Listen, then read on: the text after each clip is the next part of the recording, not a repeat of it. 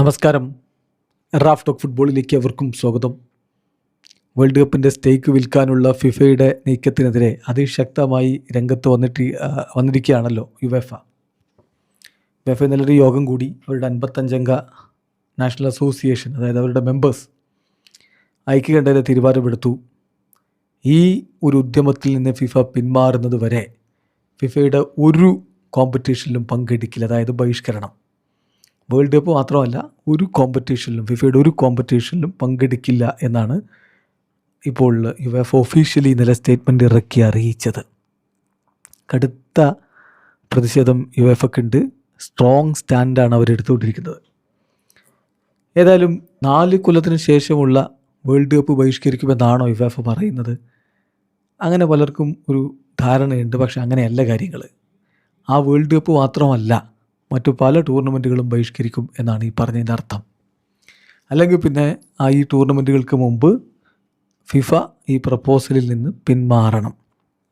അപ്പോൾ ഏതൊക്കെ ടൂർണമെൻറ്റുകളെയാണ് യുവേഫയുടെ ഈ തീരുമാനം ബാധിക്കുക? അവർ ബഹിഷ്കരിക്കാൻ പോകുന്നത് ഒരു പക്ഷേ ഏറ്റവും ആദ്യം ബാധിക്കുന്ന ടൂർണമെൻറ്റുകളിലൊന്ന് FIFA under 20 women's world cup ആയിരിക്കും. അത് സെപ്റ്റംബർ 5 മുതൽ സെപ്റ്റംബർ 27 വരെ പോളണ്ടിലാണ് ഷെഡ്യൂൾ ചെയ്തിരിക്കുന്നത്. 6 യൂറോപ്യൻ രാജ്യങ്ങൾ ഈ ടൂർണമെൻറ്റിൽ പങ്കെടുക്കേണ്ടതുണ്ട്. Spain, England, France, Italy, Portugal, പിന്നെ ഹോസ്റ്റുമാരായിട്ടുള്ള പോളണ്ട്.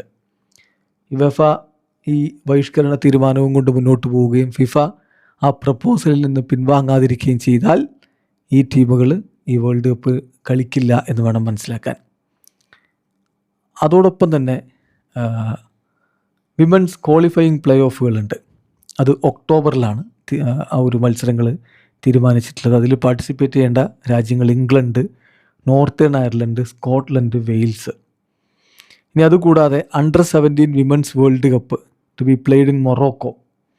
അതിൻ്റെ ഡീറ്റെയിൽസ് ഇനിയും പുറത്തേക്ക് വരേണ്ടതുണ്ട്. അപ്പോൾ അതിൽ നിന്നും യുവേഫയുടെ ടീമുകൾ പിൻവാങ്ങുന്ന സ്ഥിതിവിശേഷമുണ്ടാകും.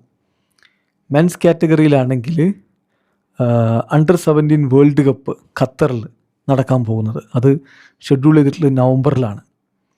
അപ്പോൾ അതിൽ ഓൾറെഡി പാർട്ടിസിപ്പേഷൻ എടുക്കേണ്ട യൂറോപ്യൻ ടീമുകൾ Belgium, Croatia, Denmark, Spain, France, Greece, Ireland, Italy, Montenegro, Romania, Serbia ടീമുകളാണ്.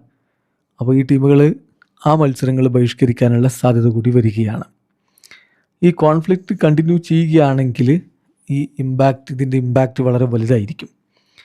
കാരണം ഫിഫയുടെ മറ്റ് ഇവൻറ്റുകൾ 2027 വിമൻസ് വേൾഡ് കപ്പ് ബ്രസീലിൽ നടക്കാനിരിക്കുന്നു. 2030 FIFA men's world cup, 2027 men's under 20 world cup, അത് അസർബൈജാനിലും ഉസ്ബെക്കിസ്ഥാനിലുമായിട്ട് നടക്കേണ്ടതാണ്.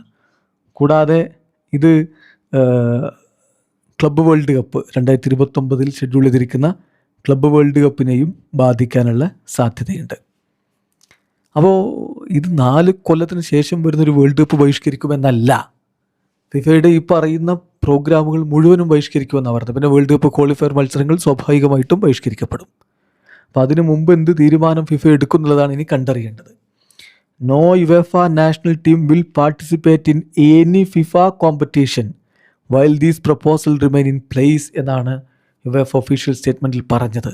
ഈ പ്രപ്പോസൽ ആക്റ്റീവായിട്ട് അവിടെ ഉണ്ടായിരിക്കെ ഒരൊറ്റ യുവേഫ നാഷണൽ ടീമും ഫിഫയുടെ ഒറ്റ കോമ്പറ്റീഷനിലും കളിക്കില്ല എന്നാണ് പറയുന്നത്.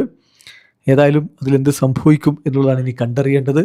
ഫിഫ പിൻവാങ്ങുമോ അതല്ല യുവേഫ ബഹിഷ്കരണവുമായിട്ട് മുന്നോട്ട് പോകും. അങ്ങനെ ബഹിഷ്കരിക്കപ്പെട്ടാൽ തീർച്ചയായിട്ടും അത് ഫിഫയുടെ നിലനിൽപ്പിനെ തന്നെ ബാധിക്കുന്ന ഒന്നായിരിക്കും എന്ന കാര്യത്തിൽ തർക്കമേ വേണ്ട. വീഡിയോ അവസാനിക്കുന്നു.